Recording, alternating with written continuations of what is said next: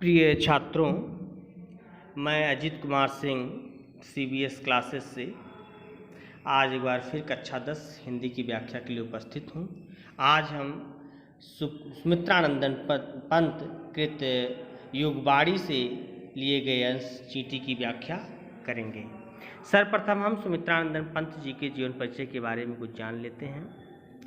सुमित्रानंदन पंत का जन्म सन 1900 ईस्वी में कौसानी ग्राम जिला अल्मोड़ा उत्तरांचल में हुआ था।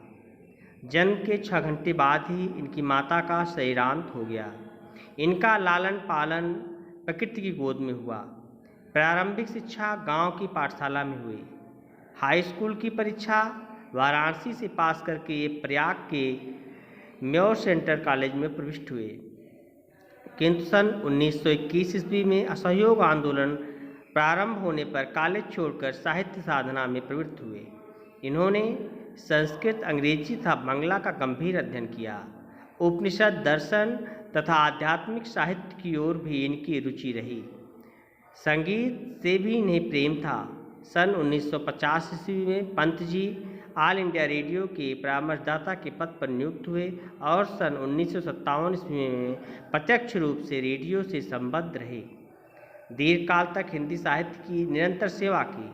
साहित्य अकादमी ने विशिष्ट साहित्य सेवा के लिए इन्हें पुरस्कृत किया तथा भारत सरकार ने इन्हें पद्म भूषण अलंकरण से सम्मानित किया।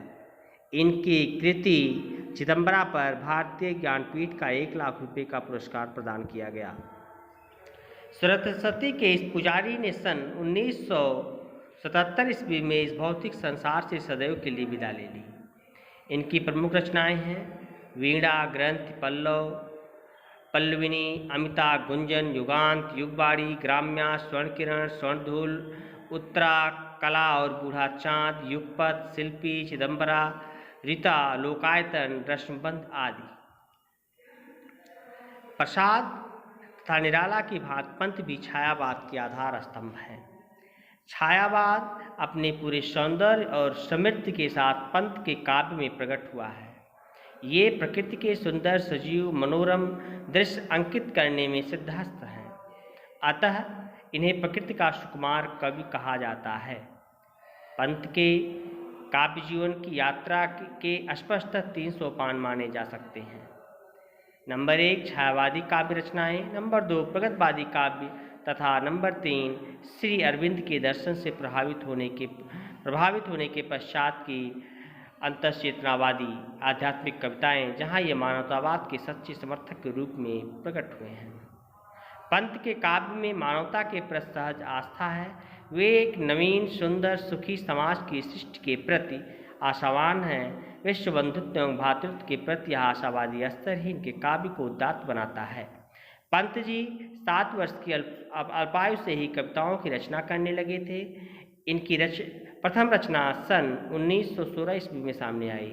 गिरजे का घंटा नामक इस रचना के पश्चात ये निरंतर काव्य साधना में तल्लीन रहे। इनकी भाषा चित्रमयी एवं अलंकृत है तथा स्पष्ट शाश्वत बिंब योजना ने उसे अत्यंत प्रभावमयी बना दिया है। संक्षेप में सुंदर सुकुमार भावों के चतुर चितेरे पंत ने खड़ी बोली को ब्रज भाषा ऐसा माधुर्य एवं सरसता प्रदान करने का महत्वपूर्ण कार्य किया।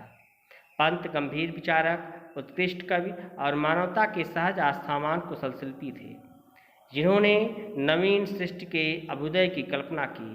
पंत जी की शैली गीतात्मक मुक्तक शैली है, जिसमें सरसता, संगीतात्मकता, अभिव्यंजना शक्ति की प्रधानता है। विद्यार्थियों, पंत जी छायावाद के प्रतिनिधि कवि रहे हैं। इन्हें प्रकृति का सुकुमार कवि भी कहा जाता है। प्रकृति में इनका मन बहुत ही रमा है। प्रकृति के संदर्भ में इन्होंने कहा है कि बाले तेले बाल जाल में कैसे उलझा दूं लोचन, छोड़ अभी से इस जग को। यह इनका जो मन है वो किसी चीज़ में नहीं रमता है। वो कहते हैं कि मैं किसी सुंदरी के बालों में अपने नेत्रों को कैसे उलझा दूं, क्योंकि इन्हें प्रकृति से बहुत प्रेम था।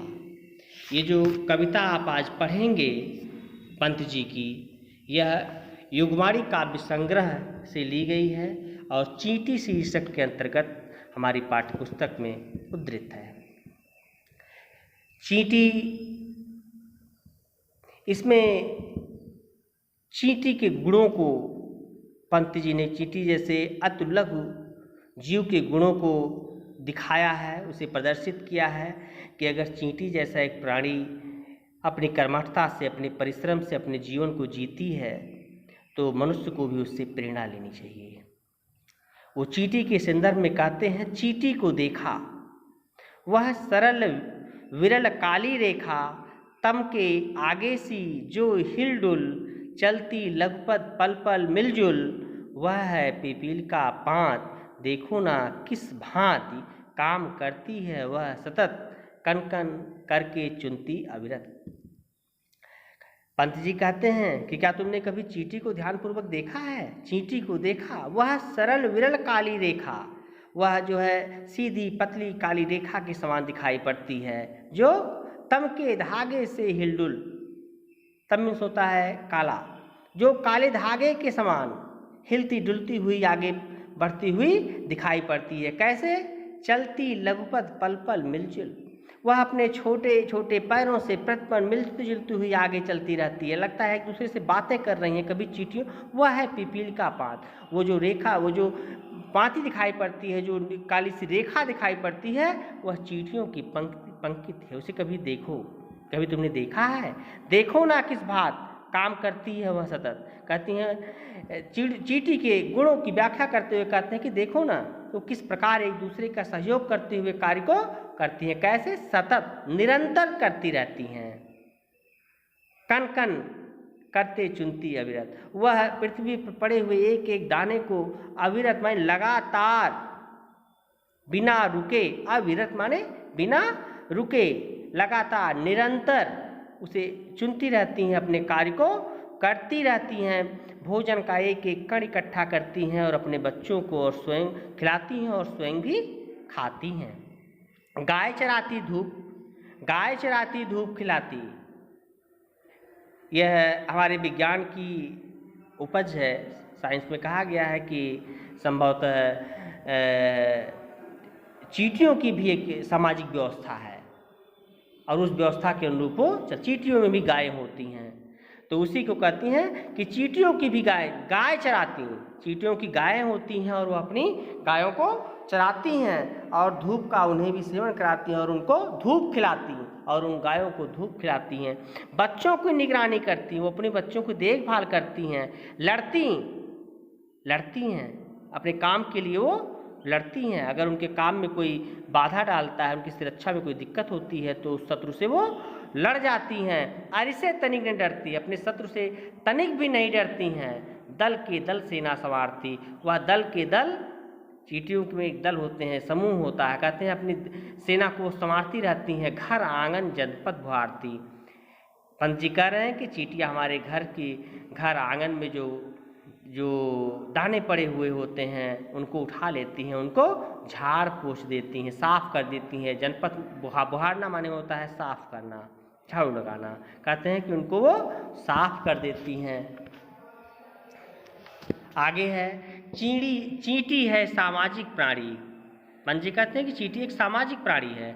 जिस प्रकार से मनुष्य में एक सामाजिक व्यवस्था है, ऐसे चींटियों में भी सामाजिक व्यवस्था है। उनमें भी अपने कर्तव्य निर्वहन करने की प्रेरणा होती है। वह श्रमजीवी, वह सुनागरिक, वह श्रम करके जीने वाली नागरिक है, वह सुनागरिक, वह एक सुंदर नागरिक है।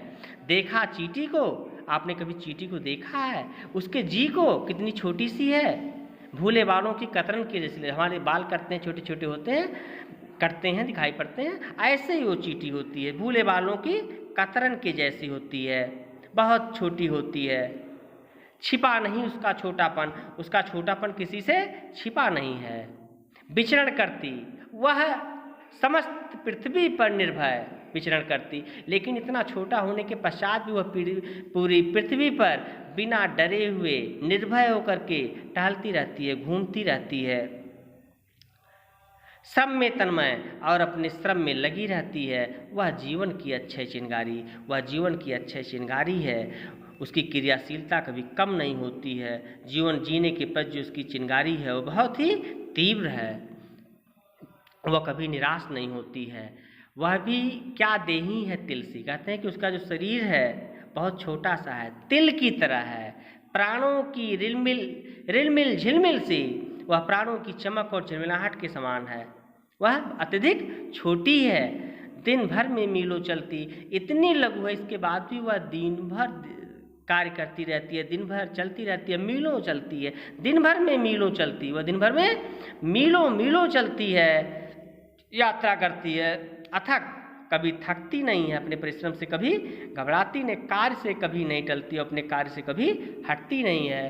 तो इस कविता के माध्यम से पंत जी हमें ये संदेश देना चाहते हैं कि जब चींटी जैसी एक लघु प्राणी अपने जीवन में कभी कार्य करने से भक्ति नहीं है, वह अपने कर्तव्यों, अपने उत्तरदायित्वों का पूरी जिम्मेदारी से निर्वहन करती है, तो हम मनुष्यों को भी उससे प्रेरणा लेकर के, क्योंकि हम ऊपर वाले की सबसे श्रेष्ठतम रचना है और हमें अपने उत्तरदायित्वों को अच्छी तरीके से निभाना चाहिए, कभी निराश नहीं होना चाहिए, कभी लघुता का अनुभव नहीं करना चाहिए, हमें अपने कार्य को अच्छी तरीके से कुशलतापूर्वक करना चाहिए, किसी से डरना नहीं चाहिए।